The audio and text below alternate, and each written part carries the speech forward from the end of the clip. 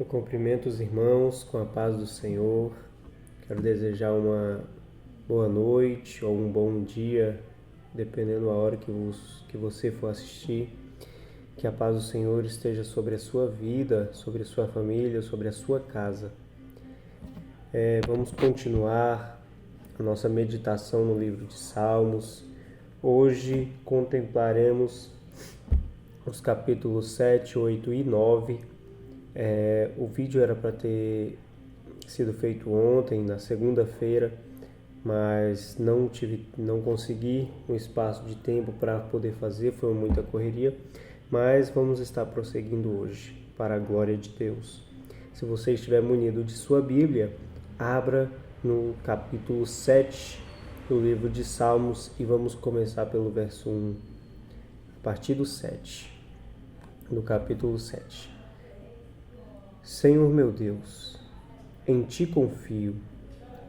Salva-me de todos os que me perseguem e livra-me, para que ele não arrebate a minha alma, como leão, despedaçando-a, sem que haja a quem livre. Sem que haja a quem livre. Senhor meu Deus, se eu fiz isto, se há perversidade nas minhas mãos, se paguei com mal aquele que tinha paz comigo, antes livrei ao que me oprimia sem causa. Persiga o inimigo a minha alma e alcance-a.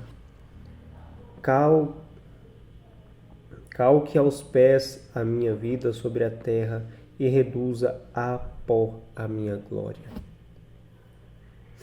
Levanta-te, Senhor, na tua ira. Exalta-te por causa do furor dos meus opressores. Desperta em meu favor o juízo que ordenastes. Nessa primeira parte, meus irmãos, a gente vê que o salmista ele começa a se apresentar a Deus e pedir um auxílio ao Senhor. No entanto, ele diz assim, que se porventura eu fiz mal, ou se oprimi alguém, ou se paguei com o mal aos meus opressores ou perseguidores, ou o próximo, que a justiça recaia sobre mim. Então ele é tão interessante isso que ele percebe, ele consegue enxergar a necessidade da justiça ser feita não só nos outros, sobre a vida dos ímpios, mas se porventura ele ou quem estiver orando pecou, ele diz assim, que a justiça também recaia sobre mim, que todo castigo que vier seja justo para pagar as minhas atitudes más. No entanto, a colocação dele é, se pequei, né? Porque às vezes a gente comete pecados que não percebemos, cometemos pecados que às vezes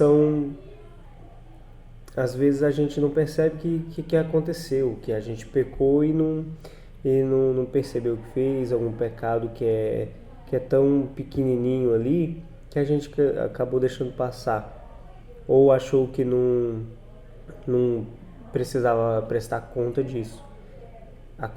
Muitas vezes acontece na vida do crente. E é necessário que a gente tenha uma percepção mais acurada sobre isso. Quanto mais próximos de Deus, mais longe do pecado, mas não significa que o pecado se faz ausente sobre nossas vidas. Ele está presente, mas o poder do pecado já não está mais. Mas acontece de acontecer acidentes na vida do crente. E é necessário que nós compreendamos isso e busquemos a ajuda dos nossos líderes, mas também apresentemos a nossa causa a Deus. E sermos humildes o suficiente para dizer, Senhor, seja justo comigo também, a ponto de me punir se pequei contra o meu próximo. Levanta-te, Senhor, na tua ira, exalta-te por causa do furor dos meus opressores e desperta em meu favor o juízo que ordenaste. Aqui a oração já tem uma reviravolta. Não é mais para que o salmista sofra a punição pelos pecados ou pelas possíveis falhas que cometeu. Aqui ele já está pedindo auxílio do Senhor sobre os opressores que estão contra ele. Assim te rodeará o ajuntamento de povos, por causa deles, pois volta-te para as alturas. O Senhor julgará os povos. Julga-me, Senhor, conforme a minha justiça e conforme a integridade que há em mim. Tenha já fim a malícia dos ímpios, mas estabeleça-se o justo, pois tu, ó justo Deus, prova os corações e os rins. É interessante essa colocação aqui, quero fazer essa menção, que ele fala que prova os corações e os rins. Em muitos lugares na Bíblia nós vamos encontrar expressões como algum sentimento relacionado a entranhas, a esses órgãos mais internos. Então eles usavam muito essas expressões como entranhas, rins, e para representar sentimentos muito intensos, algo como se fosse muito profundo.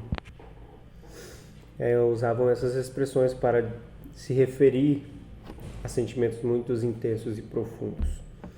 E vamos continuar então. O meu escudo é Deus, que salva os retos de coração. Deus é um juiz justo, um Deus que se ira todos os dias. Se ele se não converter, amolará sua espada. Já tem armado o seu arco e está aparelhado. E já para ele preparou armas mortais e porá em ação as suas setas inflamadas contra os perseguidores.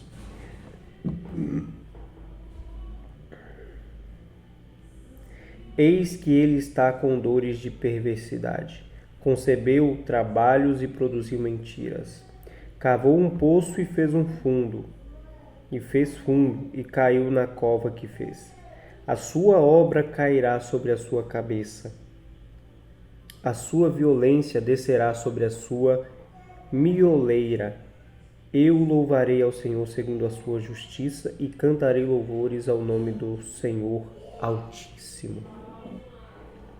Neste final nós vemos que todo o levante do ímpio, todo o tentar de fazer alguma coisa maliciosa, de perversidade, se volta contra quem o fez ou quem quer o fazer.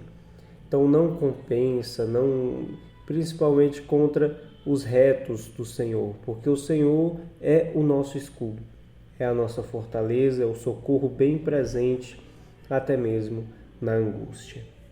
E este foi o capítulo 7, meus irmãos. Vamos ao capítulo 8, então. Cântico da Noite Estrelada é a epígrafe deste salmo. Ó Senhor, versículo 1 do capítulo 8. Ó Senhor, Senhor nosso, quão admirável é o teu nome em toda a terra, pois puseste a tua glória sobre os céus. Tu ordenaste força da boca das crianças e dos que mamam por causa dos teus inimigos, para fazer calar ao inimigo e ao vingador. Quando vejo os teus céus, obra dos teus dedos, a lua e as estrelas que preparaste. Que é o homem mortal para que te lembres dele? E o filho do homem para que o visites? Até aqui, meus irmãos, nós vemos a pequenez do ser humano em relação a toda a glória de Deus. A palavra do Senhor nos diz que a glória do Senhor se manifesta ao nosso redor, em tudo que existe na natureza, no céu, no mar. A terra toda está repleta da glória do Senhor. E diante disso, o que é o ser humano, se não é um pouquinho de pó que é levado pelo vento? Mas aí, aqui diz, que é o homem mortal para que te lembre deles, e o filho do homem para que o visites. Pois pouco menor o fizeste do que os anjos, e de glória e de honra o coroastes. Fazes com que ele tenha domínio sobre as obras das tuas mãos, tudo puseste debaixo dos seus pés. Todas as ovelhas e bois, assim como os animais do campo, as aves do céu, os peixes do mar e tudo que passa pelas veredas dos mares. Ó Senhor, Senhor nosso, quão admirável é o teu nome sobre toda a terra. A glória do Senhor está sobre a terra. E o homem, ele recebeu do Senhor autoridade no Éden. Ele recebeu autoridade sobre os animais, sobre tudo ali, de dar nomes, de dominar. Só que aí, por causa da queda, ele acaba perdendo essa autoridade, né? Porque hoje, tantos animais indomesticáveis aí, né? Perigosos, que o homem não tem mais domínio sobre eles. Perdeu esse domínio por causa da queda. E agora, a única palavra que a gente pode lembrar nesse momento, se precisarmos exercer algum tipo de autoridade, é aquela que Jesus proclamou, que toda a autoridade está em suas mãos, está sobre ele. O Pai lhe deu toda a autoridade. E podemos nos alegrar nisso e confiar nisso, no Senhor Jesus. Ele falou que sempre estaria conosco. O Espírito Santo faz morada em nós. Somos selados por ele. Então, este foi o capítulo 8.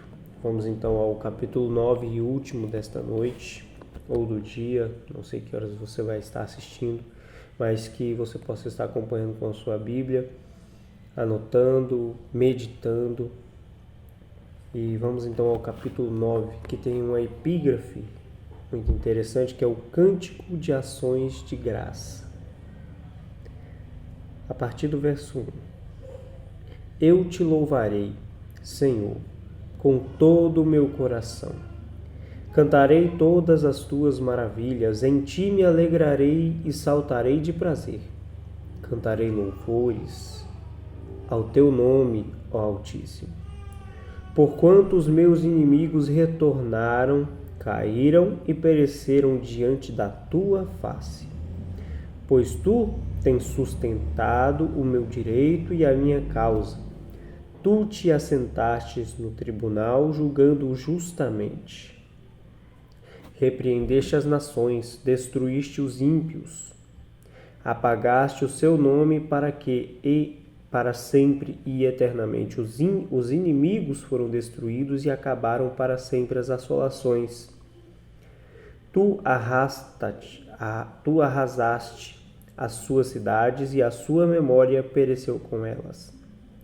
Mas o Senhor está assentado como rei perpetuamente.